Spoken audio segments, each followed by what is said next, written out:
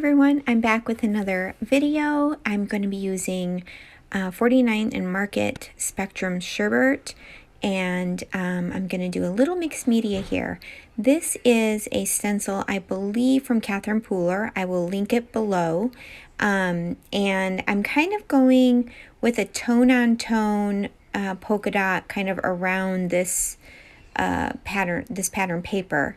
Now, I will tell you a lot of this gets covered up, but I'm not going to really worry about it because parts of mixed media, it's kind of nice just to see bits and pieces of it peeking out. I don't necessarily have to have it super bold, a bold element on the page. I like the fact that it kind of peeks out. It kind of looks like it's even part of the pattern paper, which makes me happy. So just know when you're doing mixed media, sometimes that can happen. A lot of things can get covered once you start adding your photo and your embellishments. If I wanted to make this even stand out even more, I do have a bigger stencil I could have used, but I wasn't thinking about it at the moment. So finishing up my colors here, all of my products I am using are from My Little Scrapbook Store. I will leave all of the links of all available products below. You'll find I'm using 49 Market. That's the paper. I'm using some of their embellishments, and I'm using some of their rub-ons. So the rest of the items are from my stash, Simple Stories, and I think Maggie Holmes, super old Maggie Holmes embellishments. But if they're available in the shop, I'll link them below. Now, if you're new to My Little Scrapbook Store and you have not ordered from them before, I do have a code that you can use, and it is TISAREF, and that's in the description box below as well. You can use that and save 10% on your very first order. So what I did here is I ended up splashing a little bit of water over that those inked spots to kind of add a little bit more distress and pick up some of that color. I'm scrapbooking an old photo. This is a photo from 1983, and it is my grandma and my brother and I. I've been kind of going through old photos and trying to scrap what I get inspired to scrap, and I really loved how the vintage look of the photo went with all of these colors and kind of the mixed media for this layout. Here's one of the rub-ons, also from 49 and Market. It's kind of like a grid circle type design, and the pattern paper already has a little bit of that design up in the left hand corner, and I thought it would be fun to pull more of that design closer to the photo. So you're going to see me add some of this to the top, and then to the bottom left, right below the photo, the left hand corner of the photo, I will add another one of those rub-ons. And I love how it looks. Again, when you're using rub-ons, it looks like it's part of the paper, which is really cool. I love that look. I'm so glad that they're bringing rub-ons back because it was one of my favorite embellishments back in the day. So, and these rub-ons come off so nicely. They are such great quality. I love them. And these packs that you get, oh my goodness, guys, you get pages and pages. And it's going to take me so long to use these up, but it's nice because you can use them in other collections too. I've used some of the rub-ons with Vicki Boutin layouts, with Simple Stories layouts, using other collections, and they really mix really nicely with other collections. So you can see some of them that I'm going through here, and I'm trying to go through and pick out some butterflies. So I'm going to put kind of a bluish butterfly, blue-green butterfly in that color section right there. I'm going to find a yellow one to put in the little yellow section, and then a pink one to put on over on the right, over by the pink. And I'm kind of going to try to keep like colors with like colors here. And I think it is easier on the eye when you do that versus mixing everything up. All right. And then crazy enough, you're going to find when I pull in some Simple Stories embellishments that the butterflies in one of the Simple Stories foam sticker sets that I have are going to match perfectly with these rub-ons. So I'm going to get to pull those in as well. I just love when things like that work out, when you get to pull from your stash and things match perfectly with what you're, something new that you're trying to use as well. Love to use a little bit of old and a little bit of new. So some of these little pieces that are in the 49 and Market set that I have, it's got that kind of pink notebook paper looking piece, and then that yellow notebook paper looking piece, and then the blue film strip piece. I'm going to use those to kind of form a ledge for my photo to sit on, and I usually like to do that with my photos. I don't like when they're floating, so I'm either going to put something behind them or underneath them to kind of give them something to sit on. And you see those Simple Stories foam stickers are right there to your right, and I'm going to go in and cut out some pieces from that. I'm going to use this happiness as part of my title, and there are these butterflies. Look how great they look. Oh, I love that. Love it so much.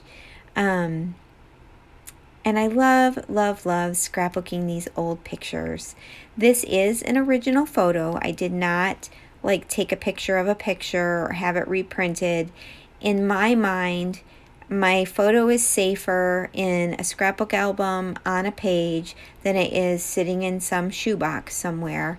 So I am a fan of just go ahead and scrap the originals and not worry about it. So that is what I am doing here. Yeah. I'm also going to leave links for y'all down below for the My Little Scrapbook Store Facebook group. We have a Facebook group called Layouts and More, My Little Scrapbook Store Layouts and More, and it's a group where you can go and get inspiration. You can see what events we have going on. You can watch live videos with the designers. You can post your layouts for inspiration, and Michelle often has challenges and giveaways, and you'll find all of that there on that Layouts and More page. We have an online crops page also, where we do online crops several times a year, 4 or 5 times a year, where you can also have challenges to follow and win prizes. Now, see that vintage looking rose to the right? I just thought that worked out perfectly with this older photo, and that's actually from an old Maggie Holmes set. And then the black and white butterfly also is from that set. And then I found that little black hello that I'm going to use as part of my title to add to the title, which will be Hello Happiness. Now that I've got everything cut out, it's just going to be a matter of putting these rub-ons down and sticking down the butterflies. It's going to be pretty simple going forward. I am going to back the photo. I am going to end up using a pattern paper from 49 and Market, and I wanted it to kind of give it a little weight, but not make it stand out so much. I wonder if that makes sense. So I wanted a little bit of weight, meaning I needed something underneath that photo, but I didn't want it to be like black or something very contrasting, because I wanted it to kind of fit in with everything else, if that makes sense. Sometimes I really want that photo to pop and have a really bold border, but in this one I wanted it to keep it a little bit on the softer side. I felt like breaking it up with a bold border would break up that beautiful background, and I just wanted it to all look cohesive and not broken up. So that's why I went with that pink and white kind of mixed media looking background for my border. So I'm gluing down my little ledge here, and if you didn't have like you could use your punch and do like a little punched border to put under your photo. They have some really awesome 12 by 12 stickers for $49 a Market, and they span across the whole page. You could use something like that and put a big long rub-on across there. That would look really pretty. So many things that you can do to kind of form that ledge for your photo. All right, now those Maggie Home stickers, oh man, they are sticky and they're old. So I was wanting to make real sure where I wanted to put that, because I realized when it got put down, it was not coming up. You can see that little cross, like hashtag, or not hashtag, it's a little plus sign. That's from the Maggie Homes as well. So I'm just adding sprinkles of that plus sign and maybe some hearts in each of the color families as well. I believe I added, yeah, there we go. I'm going to move that a little bit. I wanted to bring it up, yeah. This one I decided, the pink one, to let it go off the edge. And I often like to do that with rub-ons and even ephemera and stuff. I like to have something going off the edge. It makes it look like it's part of the paper, and it doesn't, then the whole layout doesn't feel boxed in as much. And I love how that looks with that pink butterfly going off the edge. Finally, I'm going to put down my yellow, and then that's really all I'm going to do with my embellishing, other than sprinkling some hearts. And then I'm going to come back with some black distress stain in black soot and do some black sprinkles. And I thought that kind of tied it all together.